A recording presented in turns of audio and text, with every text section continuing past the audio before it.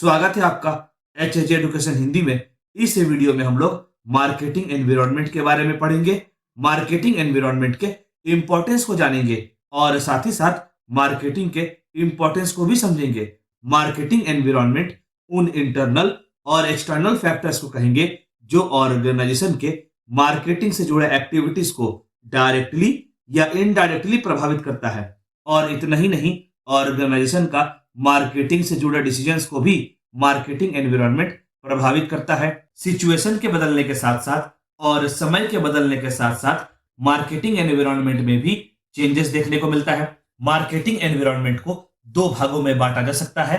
पहला internal marketing environment, दूसरा external marketing environment. Marketing environment organisation को आने वाले अपॉर्चुनिटीज और डेंजर्स, अवसर और खतरे दोनों के बारे में बताती है। मार्केटिंग एनवायरनमेंट के इंपॉर्टेंस को पढ़ने से पहले चलिए आगे बढ़ते हैं और मार्केटिंग एनवायरनमेंट के कुछ फीचर्स को समझते हैं। पहला, मार्केटिंग एनवायरनमेंट ऑर्गेनाइजेशन को मार्केटिंग से जुड़े डिसीजन लेने में हेल्प भी करता है, गाइड भी करता है। Consumers, customers, competitors, suppliers, government, society, technology, law आदि मिलकर मार्केटिंग एनवायरनमेंट बनाते हैं। मार्केटिंग एनवायरनमेंट डायनामिक होता है, यानी समय समय पर मार्केटिंग एनवायरनमेंट में बदलाव देखने को मिलता है। ऑर्गेनाइजेशन कुछ मार्केटिंग एनवायरनमेंट्स को कंट्रोल कर सकती है, वहीं दूसरी ओर कुछ मार्केटिंग एनवायरनमेंट ऑर्गेनाइजेशन के कंट्रोल के बाहर होता है। अगला, अलग अलग जगहों में, अलग अलग रीजन में, अलग अलग कंट्री में मार्केटिंग एनवायरनमेंट अलग अलग होता है। चलिए आगे बढ़ते हैं और मार्केटिंग एनवायरनमेंट के इंपॉर्टेंस को पढ़ते हैं। पहला, क्रूशियल फॉर प्लानिंग।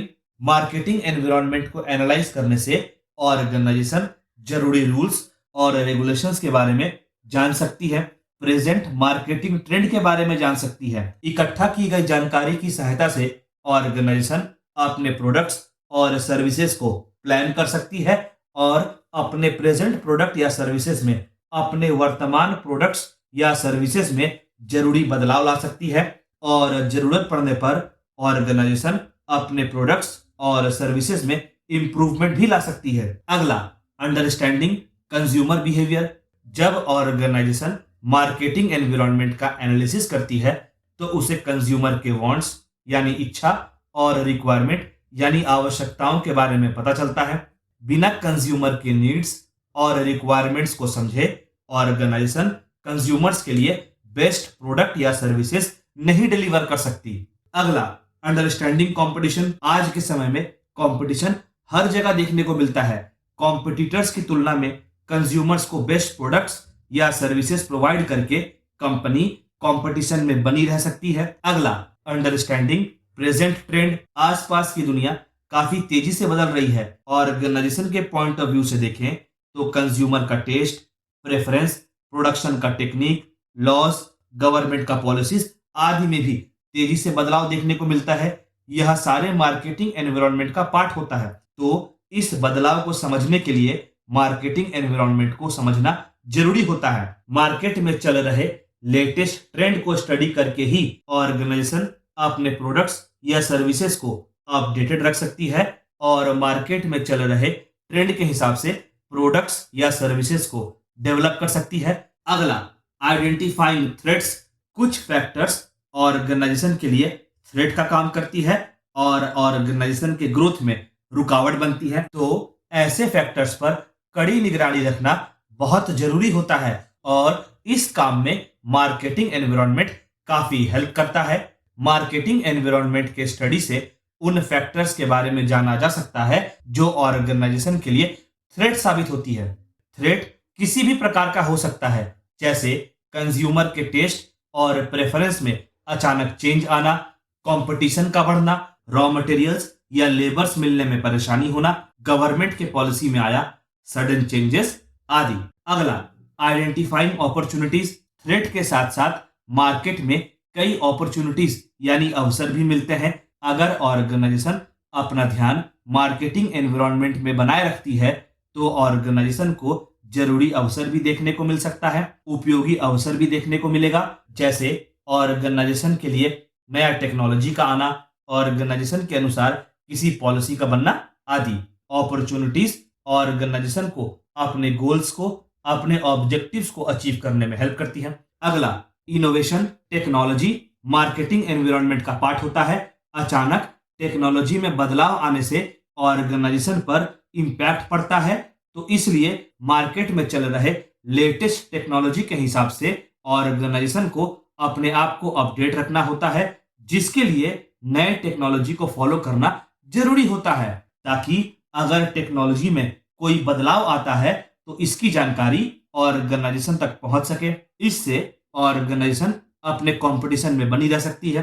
अगला इंपॉर्टेंस है बिल्डिंग स्ट्रेटजी। अगर ऑर्गेनाइजेशन अपना फोकस मार्केटिंग एनवायरनमेंट पे बनाए रखती है तो ऑर्गेनाइजेशन को अपने प्रोडक्ट्स या सर्विसेज के लिए अलग अलग स्ट्रेटजीज बनाने में आसानी होती है। स्ट्रेटजी प्राइस से रिलेटेड हो सकता है, प्रोडक्ट या सर्विसेज के क्वालिटी से रिलेटेड हो सकता है। चलिए आगे बढ़ते हैं और मार्केटिंग के इंपॉर्टेंस को पढ़ते हैं। पहला, अवेलेबिलिटी। मार्केटिंग प्रोडक्ट को होलसेलर या रिटेलर से कंज्यूमर तक पहुंचाने में हेल्प करता है। इससे कंज्यूमर अपना मनपसंद प्रोडक्ट खरीदते हैं और सेलर को सेल्स मिलता है, जिसकी वजह से प्रोड्यूसर और कंज्यूमर दोनों को फायदा होता है। अगला, क्रिएटिंग डिमांड। केवल प्रोडक्ट का प्रोडक्शन से काम नहीं चलता, बल्कि प्रोडक्ट का डिमांड और प्रोडक्ट का सेल भी जरूरी होता है। और जब मार्केटिंग की वजह से प्रोडक्ट या सर्विसेज कंज्यूमर्स तक पहुंचती है तो प्रोडक्ट और सर्विसेज का डिमांड क्रिएट होता है, जिसकी वजह से प्रोड्यूसर को प्रोडक्ट को सेल करने में आसानी होती है। अगला, क्रिएटिंग अवेयरनेस। मार्केटिंग में प्रोडक्ट का एडवर्टीजमेंट भी इंक्लूडेड होता है, एडवर्टीजमेंट भी शामिल होता है। एडवर्टीजमेंट के हेल्प से कंज्यूमर्स को प्रोडक्ट्स और सर्विसेज के बारे में जानकारी दी जाती है, जिसकी वजह से ब्रांड्स, प्रोडक्ट्स और सर्विसेज के बारे में अवेयरनेस क्रिएट होता है। अगला, इंक्रीजिंग सेल। एक बार जब ग्राहक प्रोडक्ट, सर्विस या ब्रांड के बारे में अवेयर हो जाता है तो इसके चांसेस बढ़ जाते हैं कि वह प्रोडक्ट्स या सर्विसेज को परचेज करेगा, जिससे उस प्रोडक्ट या सर्विसेज का सेल इंक्रीज होने का चांसेस बढ़ जाता है। सेल इंक्रीज होने की वजह से ब्रांड का प्रॉफिट तो बढ़ता ही है, साथ ही साथ वे अपने कॉम्पिटिटर को भी टक्कर दे पाता है। अगला, क्रिएटिंग एम्प्लॉयमेंट। प्रोडक्ट और सर्विस के डिस्ट्रीब्यूशन के प्रोसेस में होलसेलर, रिटेलर, ट्रांसपोर्टर, फाइनेंसर आदि जैसे लोगों की आवश्यकता होती है। इससे साफ देखा जा सकता है कि मार्केटिंग की वजह से कई लोगों को एम्प्लॉयमेंट मिलता है। अगला, डिसीजन मेकिंग। मार्केटिंग रिसर्च की सहायता से प्रोडक्ट्स और सर्विसेज के बारे में जरूरी इंफॉर्मेशन इकट्ठा की जा सकती है और उस इंफॉर्मेशन का यूज कर प्रोड्यूसर कंज्यूमर्स के लिए एप्रोप्रिएट प्रोडक्ट बना सकती है या एप्रोप्रिएट सर्विसेज प्रोवाइड कर सकती है। कहने का मतलब हुआ, इंफॉर्मेशन के आधार पर यह निर्णय लिया जा सकता है कि ग्राहक को कौन सा प्रोडक्ट या सर्विस प्रोवाइड किया जाएगा, कंज्यूमर का डिमांड किस तरह सेटिस्फाई किया जाएगा आदि। अगला, जनरेटिंग न्यू आइडियाज। जब कंज्यूमर किसी प्रोडक्ट या सर्विस को यूज करता है तो यूज करने के बाद वह प्रोडक्ट या सर्विस के बारे में फीडबैक प्रोवाइड करता है। कभी कभी कंज्यूमर के फीडबैक में नए आइडियाज भी होते हैं, जिसके हेल्प से ऑर्गेनाइजेशन कंज्यूमर्स के डिमांड के अनुसार, कंज्यूमर्स के नीड के अनुसार प्रोडक्ट्स बना सकती है, सर्विसेज प्रोवाइड कर सकती है। अगला, बिल्डिंग इमेज। जब मार्केटिंग की सहायता से कंज्यूमर्स के डिमांड के अनुसार, नीड के अनुसार प्रोडक्ट्स बना करेंगी, सर्विसेज प्रोवाइड की जाएंगी, तो इससे कंज्यूमर्स ब्रांड से सेटिस्फाइड होगा और कंज्यूमर के सामने ब्रांड का पॉजिटिव इमेज बनेगा। तो ये कहना गलत नहीं होगा कि मार्केटिंग के हेल्प से ब्रांड कंज्यूमर के सामने अपना पॉजिटिव इमेज बना सकती है। अगला, इंक्रीज इन इनकम। जब कोई ऑर्गेनाइजेशन, जब कोई ब्रांड मार्केटिंग को सही तरह से परफॉर्म करता है तो उसका प्रोडक्ट और सर्विसेज का सेल इंक्रीज होता है और ब्रांड या ऑर्गेनाइजेशन का प्रॉफिट इंक्रीज होता है, जिसके हेल्प से ब्रांड या ऑर्गेनाइजेशन ज्यादा टैक्स पे कर पाती है और इकोनॉमी के डेवलपमेंट में अपना योगदान देती है। अगला, कंज्यूमर रिलेशन। किसी भी ऑर्गेनाइजेशन, ब्रांड के लिए कंज्यूमर से पॉजिटिव रिलेशन बनाना बहुत जरूरी होता है।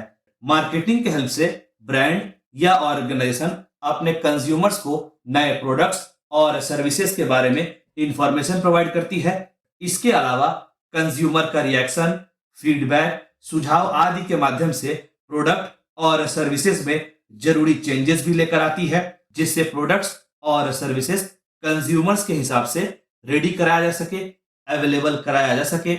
इससे ब्रांड और कंज्यूमर के बीच में एक पॉजिटिव रिलेशन क्रिएट होता है और कंज्यूमर का ब्रांड पर भरोसा बढ़ता है।